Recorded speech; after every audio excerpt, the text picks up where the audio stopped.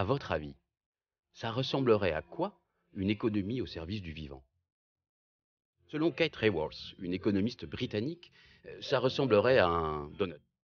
Un donut dans lequel chaque humain peut satisfaire ses besoins vitaux au quotidien, dans le respect des limites planétaires.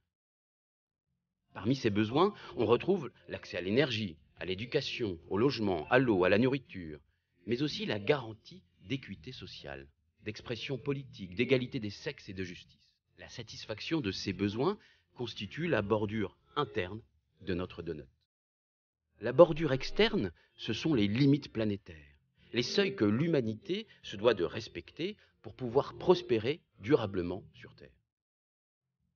Parmi ces limites, on retrouve le dérèglement climatique, le cycle de l'eau douce, le changement d'utilisation des sols ou l'érosion de la biodiversité.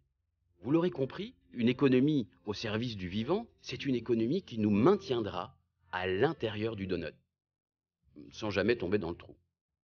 Et pour cela, continue Kate Raworth, cette économie doit être par nature régénérative et distributive.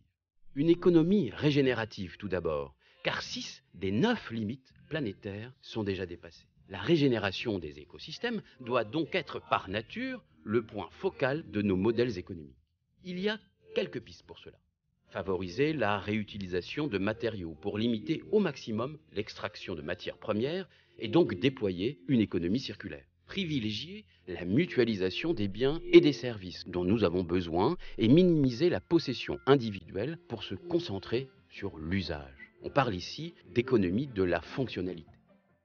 Une économie distributive aussi, car la rareté des ressources dans un monde fini nous impose une meilleure répartition des richesses créées, afin de garantir à chacun la satisfaction de ses besoins vitaux. On peut parler ici d'économie de la sobriété, choisie ou subie.